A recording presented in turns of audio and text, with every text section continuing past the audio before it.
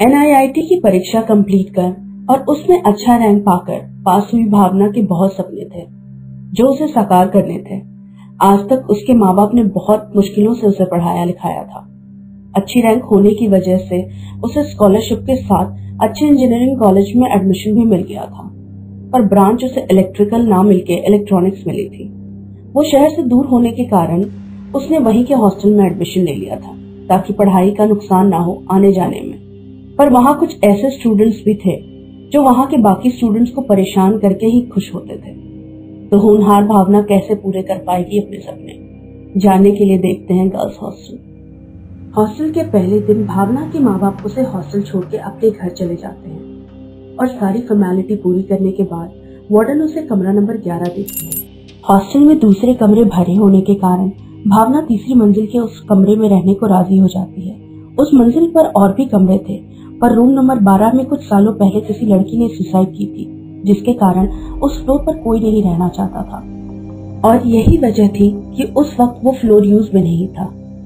इस बात की भावना को कोई खबर नहीं होती है। वार्डन उसे 3rd फ्लोर तक छोड़ के आती है। ये फ्लोर कितना अजीब सा है। खैर, मुझे क्या करना है, अभी अपने रूम में जाकर सोना है मुझे। शाम में डिनर करने के बाद अनपैकिंग करूंगी। भावना बाथरूम में फ्रेश होकर अपने रूम आती है और जैसे ही वो सोने के लिए बेड पे लेटती है, वो देखती है कि पंखे की एक फिरनी टेढ़ी है। उसे ये बिल्कुल नॉर्मल नहीं लगता। आफ्टर ऑल वो भी बाकी स्टूडेंट जैसे ही इस कॉलेज में आती है, तो फिर उसको एक तो अलग कमरा दे दिया और दूसरी ये कि रूम की बेसिक फैसिलिटीज भी अवेलेबल नहीं है। पर अब वो कमरा ले चुकी थी तो कुछ नहीं हो सकता था। ऐसा सोच के वो सो जाती है। रात के खाने के वक्त वो मेस में जाती है जहाँ उसको दृष्टि मिलती है और दोनों की अच्छी दोस्ती हो जाती है। हे यार, तुम कहाँ से हो? किस स्ट्रीम में हो? मैं कंप्यूटर साइंस में हूँ। मैं तो वैसे इसी सिटी से हूँ, बट यहाँ से घर दूर होने की वजह से मैं हॉस्टल शिफ्ट हुई हूँ, क्योंकि मेरा घर शहर से बहुत दूर है और टाइम खराब ना हो इसलिए भी। हाँ यार, वो तो है। वैसे तुमने स्ट्रीम नहीं बताई अपनी। अरे हाँ, मैं इलेक्ट्रॉनिक्स में हूँ। ये तो बहुत अच्छी बात है। मेरा डिपार्टमेंट जस्ट तुम्हारे डिपार्टमेंट फ्लोर के नीचे है, तो मिलते रहेंगे एंड मेस में तो मिलेंगे ही। वैसे मेस की टाइमिंग्स ब्रेकफास्ट सुबह 7:30 का है, लंच 1:30 बजे दोपहर का और डिनर शाम में 7-8 के बीच, क्योंकि तभी सब आते हैं ना। चलो बाय, मिलती हूँ जल्दी। थैंक्स यार, ओके बाय। दृष्टि अपने दोस्तों के साथ निकल जाती है और भावना भी अपने कमरे में आ जाती है। वो दिन गर्मियों के थे, पर इस गर्मी में भी उस फ्लोर का टेम्परेचर बहुत ठंडा था। उधर भावना को ब्लैंकेट निकालना पड़ता है क्योंकि इतनी ठंड में बिना ब्लैंकेट के वो सो नहीं पाती। पर उसे ये बात बहुत ज्यादा अजीब लगती है कि जून की इस गर्मी में भी बस एक पंखे की हवा में ये कमरा और ये फ्लोर इतना ठंडा कैसे है। पर वो अगले दिन के लिए बहुत लेट ना हो जाए सोच के सो जाती है। अगली सुबह सब कुछ नॉर्मल होता है और वो अपनी क्लासेस ज्वाइन कर लेती है। दोपहर में दृष्टि का वेट करते करते वो अकेले ही लंच निपटा के दोबारा अपनी क्लासेस चली जाती है। शाम में वो दृष्टि से दोबारा मिलती है। सॉरी यार भावना, यार आज क्लासेस बहुत थी, मैं काफी लेट आई थी लंच करने और मेस की टाइमिंग ज्यादा हो गई थी तो कुछ मिला भी नहीं। फिर मैं रूम चली गई थी। तू बता, आज का दिन कैसा रहा तेरा? प्रोफेसर कैसे लगे तुझे यहाँ के? हाँ यार, सब सही था, पर मैंने कुछ टाइम बाद ज्वाइन किया है ना, तो 1-2 चैप्टर्स कवर करने हैं मुझे। हाँ, कैसे तुझे पता चला कि आज रात सीनियर्स ने हमें बुलाया है? मतलब 4th ईयर वालों ने हम सब 1st ईयर वालों को बुलाया है रात 11 बजे कॉमन रूम में। पर क्यों, और वो भी इतनी रात में? एक्चुअली ना, अभी जो नए लोग आते हैं ना, उनका इंट्रो करवाने के लिए। हम सबका भी हुआ था, तो परेशान मत हो, हम सब रहेंगे। अरे नहीं, परेशान नहीं हूँ, मैंने पढ़ाई करने की सोची थी, अब उधर टाइम वेस्ट हो जाएगा। वैसे तुझे एक बात पता है कमरा नंबर 12 के बारे में? क्या? वो ना, तेरे बगल के कमरे में 2 साल पहले किसी लड़की ने सुसाइड किया था और तब से ना उस कमरे में कोई नहीं जाता। रूम्स नहीं थे, नहीं तो वार्डन उस फ्लोर पे तुझे वो कमरा नहीं देती। अपने फ्लोर पर किसी के सुसाइड करने की बात सुनकर भावना घबरा गई, पर दृष्टि ने उसे संभालते हुए कहा कि वो अगले मंथ जब सीनियर्स का रूम खाली होगा वार्डन से कहकर दूसरे फ्लोर पर कमरा ले सकती है। ये सुनकर भावना को थोड़ी राहत महसूस हुई। और दोनों यूं ही बातें करते करते अपने कमरे में चले गए।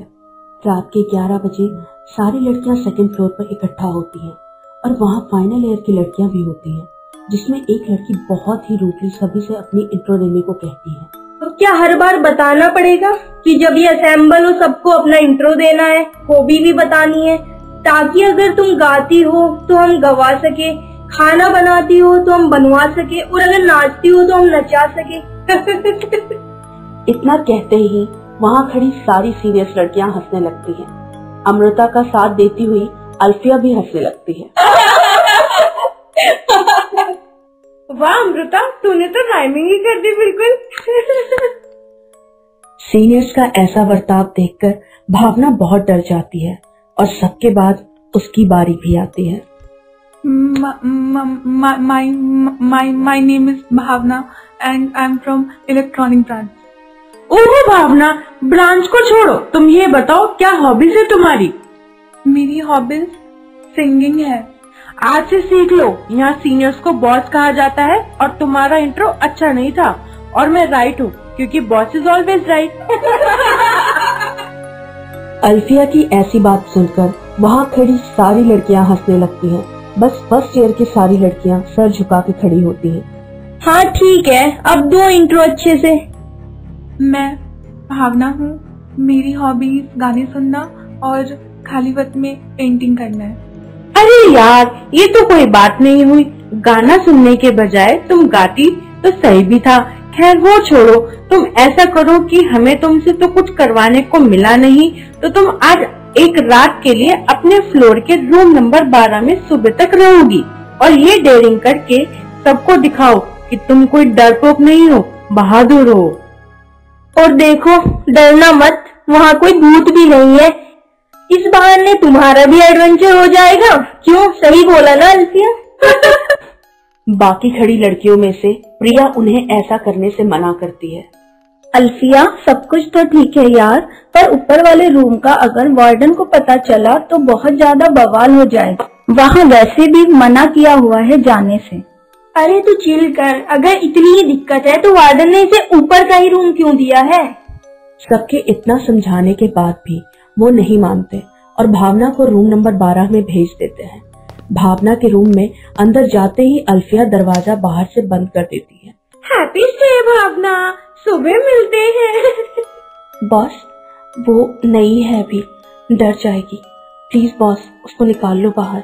दृष्टि के बहुत समझाने के बाद भी सीनियर्स कुछ नहीं सुनते और रात होने के कारण वो सभी को अपने कमरे में जाने को बोलते हैं। उधर भावना उस कमरे में अकेली डरी सहमी सी रो रही होती है और साथ साथ अपनी आंखें बंद कर लेती है ताकि उसे डर ना लगे। अपने मोबाइल के टॉर्च से लाइट करके वो अपनी रात निकालती है। हे भगवान, यहाँ इतनी सर्दी है और लाइट भी नहीं है। कोई बात नहीं भावना, तू कर सकती है। हाँ तू कर सकती है, बस आज रात की बात है। खुद में बड़बड़ाती भावना की रोते रोते कब आंख लग जाती है उसे पता नहीं चलता। अचानक से उसे लगता है कि उसके सामने कोई खड़ा है और कुछ बहुत अजीब से एहसास से उसकी नींद खुल जाती है। सामने का नजारा देख के उसके होश उड़ जाते हैं। उसके सामने एक लड़की खड़ी होती है जिसके शरीर से सड़ने की बदबू आ रही होती है। उसकी आंखें लाल और गले पे निशान होते हैं, मानो उसको किसी ने गले से लटकाया हो। कौन हो तुम और बंद कमरे में कैसे आ गई? उसकी चीख सुनकर भावना अपने कान बंद कर लेती है और बुरी तरह से डर जाती है और वो रोते हुए उससे मिन्नत करती है कि वो उसे वहाँ से जाने दे। प्लीज मुझे जाने दो, मुझे जबरदस्ती इस रूम में भेजा गया है, मैं नहीं आना चाहती थी, प्लीज प्लीज। नहीं, तुम तब तक नहीं जा सकती जब तक तुम मुझे यहाँ से मुक्ति नहीं दिलवाओगी और उन लड़कियों को सजा जिसने मेरे साथ ये सब किया है। क्या? कौन थी वो और मैं तुम्हें कैसे इंसाफ दिलाऊं?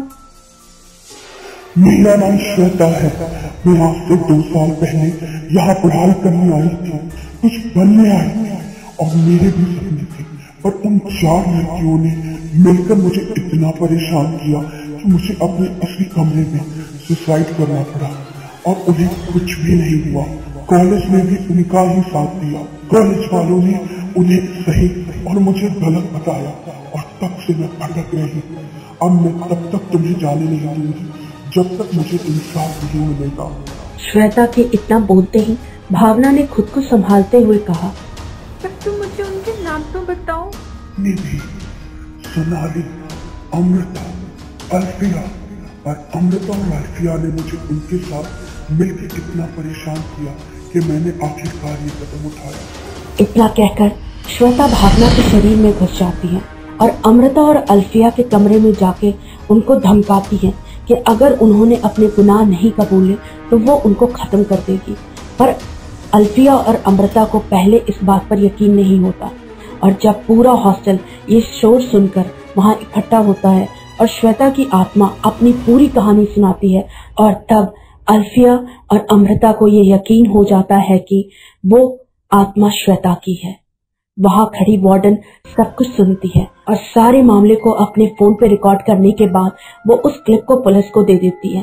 अल्फिया और अमृता के साथ निधि और सोनाली पर भी मुकदमा चलता है और इस तरह अपने जुर्म कबूलने के साथ श्वेता की आत्मा को शांति मिलती है और वो फिर कभी उस तीसरी मंजिल के रूम नंबर 12 में नहीं मिली। वो जा चुकी थी अपना इंसाफ लेकर। भावना भी अपनी जिंदगी और पढ़ाई में बिजी हो जाती है और सब कुछ फिर से नॉर्मल हो जाता है।